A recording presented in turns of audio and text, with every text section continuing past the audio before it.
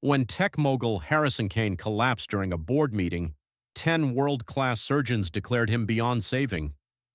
His heart had stopped for 12 minutes, but as they prepared to call time of death, a hospital cleaning woman named Grace Washington noticed something in his medical chart that would change everything.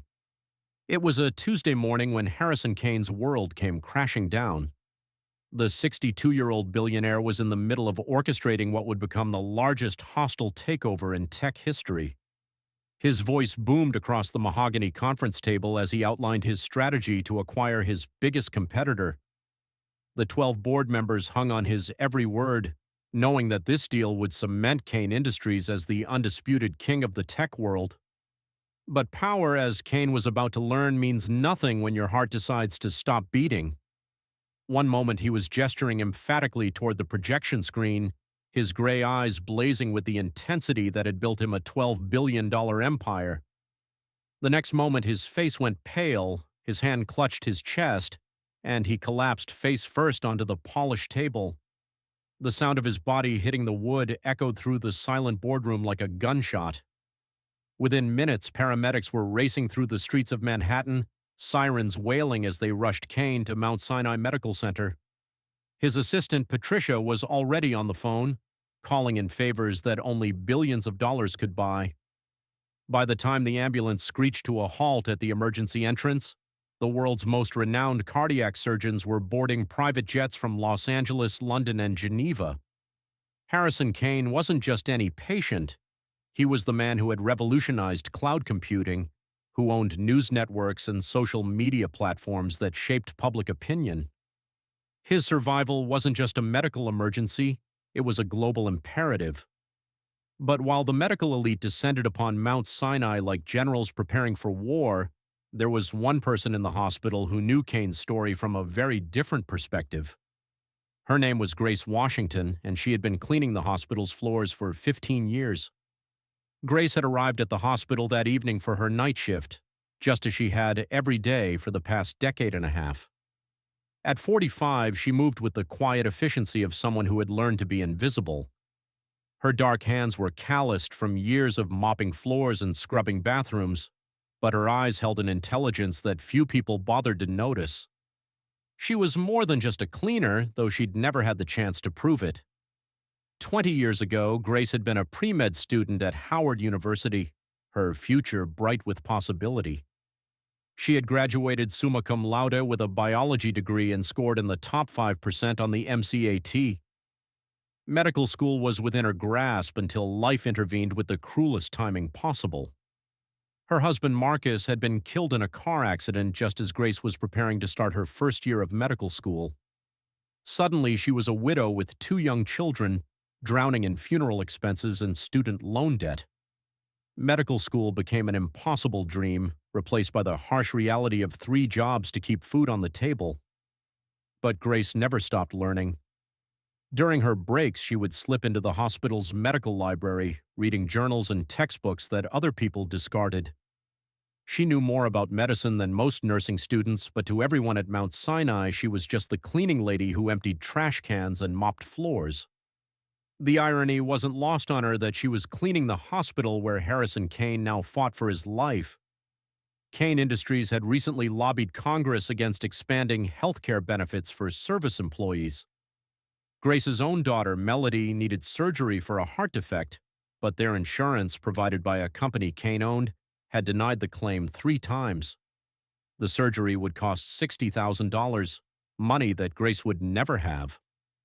So when the news spread through the hospital that Kane was being treated in the exclusive private wing, Grace felt nothing but contempt.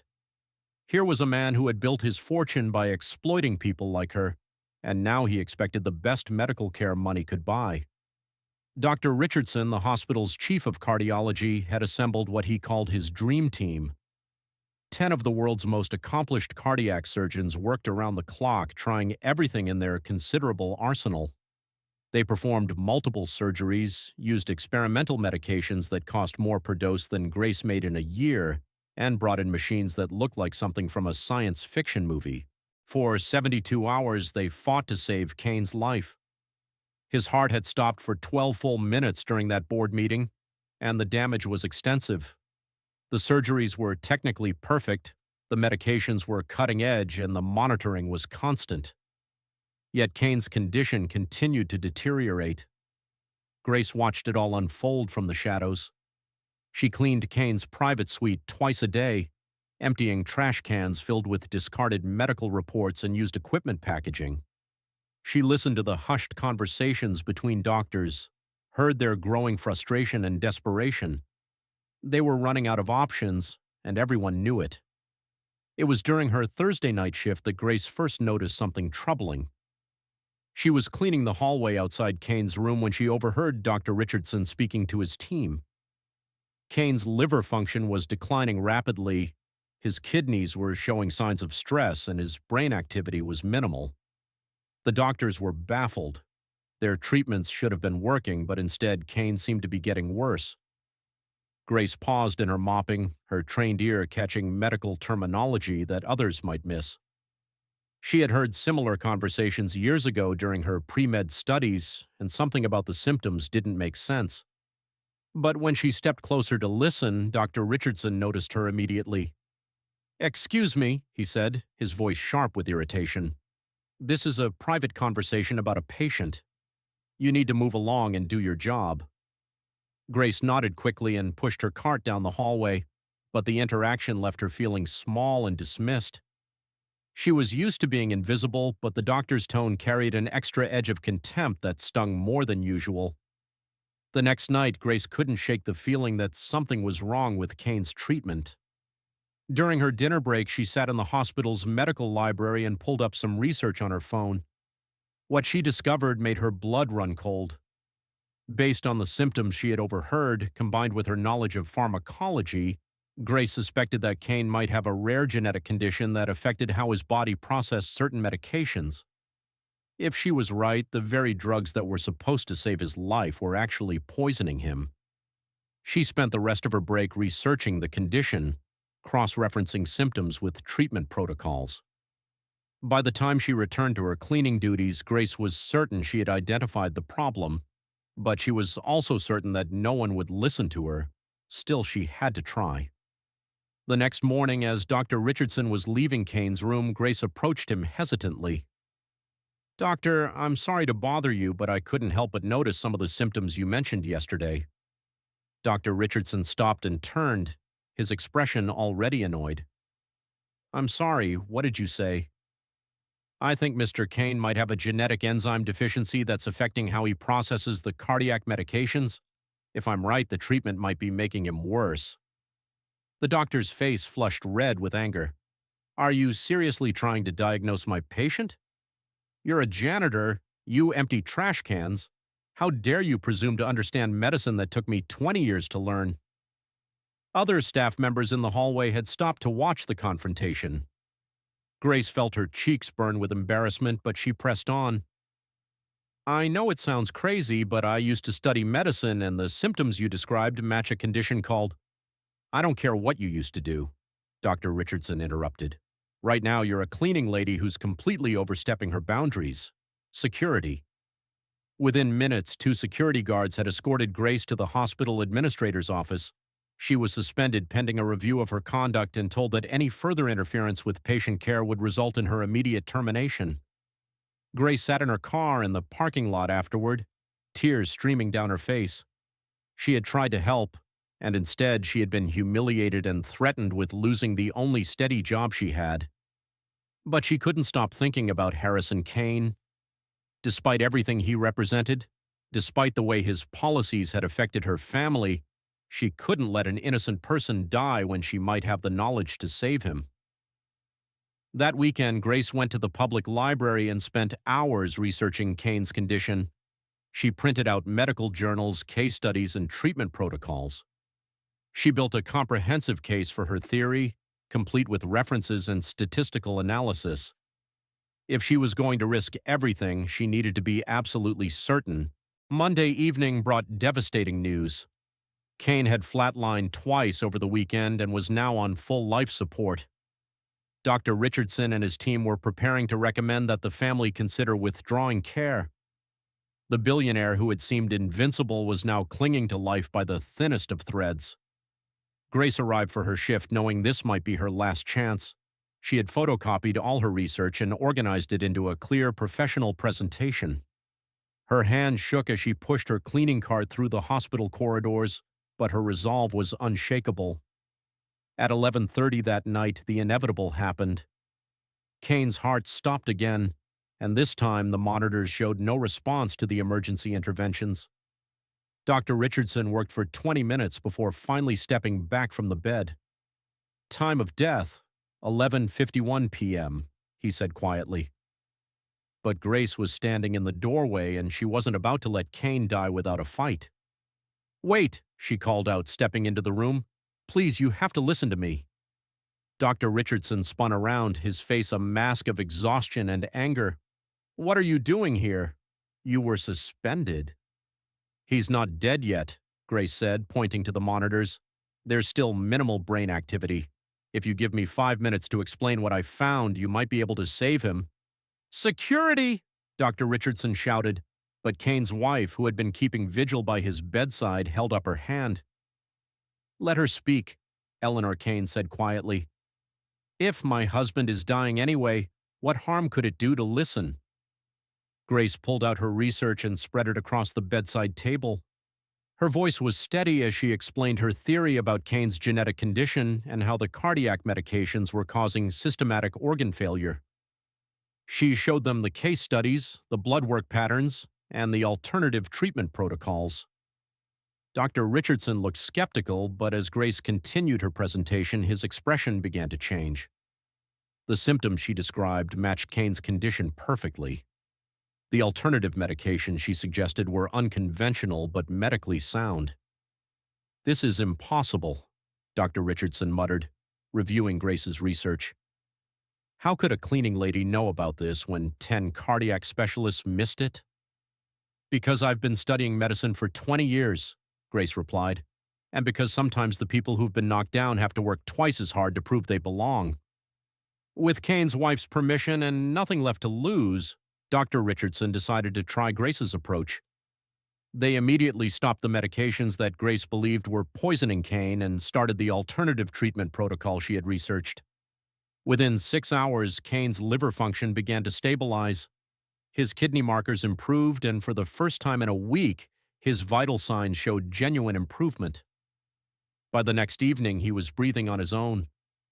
3 days later, Harrison Kane opened his eyes and asked for water. The recovery that followed was nothing short of miraculous.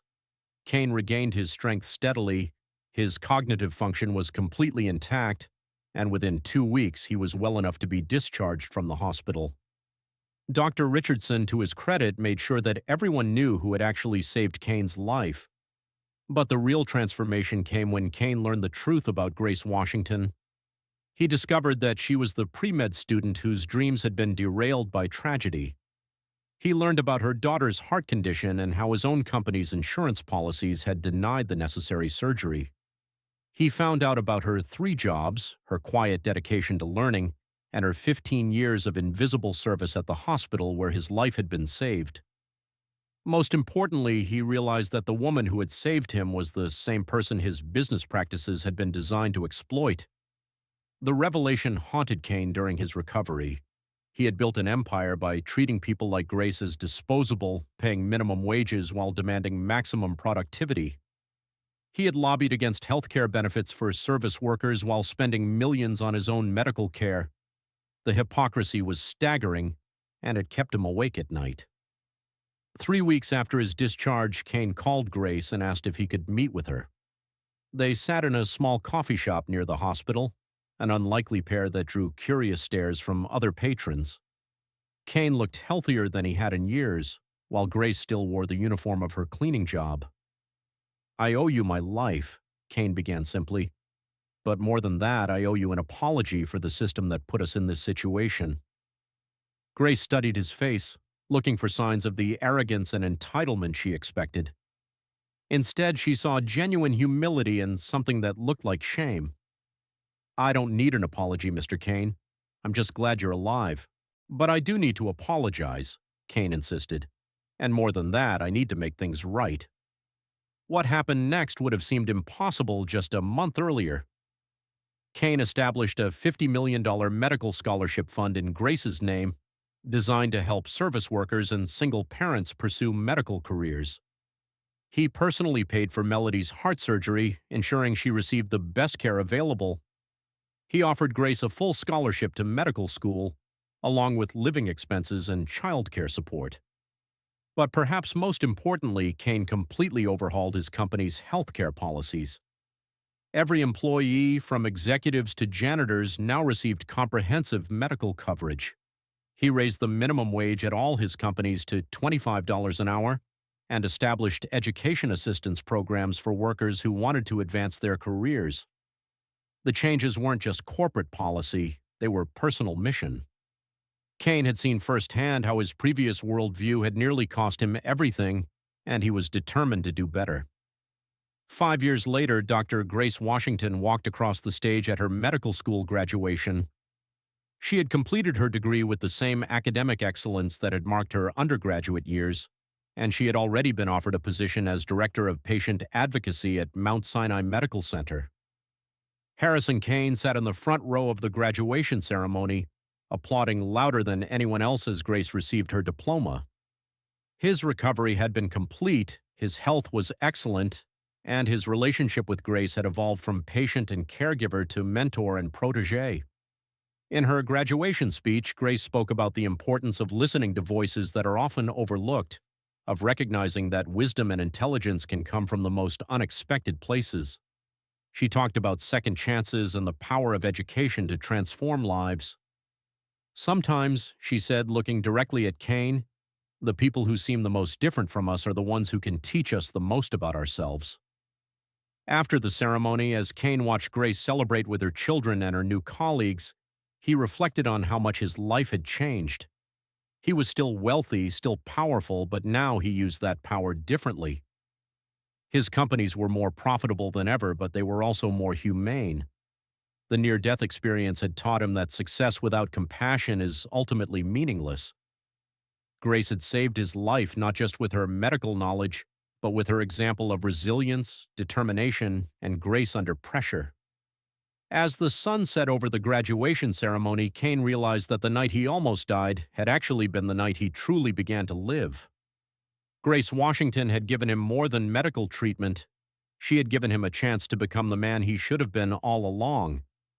The woman who had once been invisible to him had become his greatest teacher, proving that sometimes the most profound wisdom comes not from those who stand in the spotlight, but from those who work quietly in the shadows, never giving up on their dreams and never losing sight of what truly matters. In the end, Grace Washington didn't just save Harrison Kane's life, she saved his soul.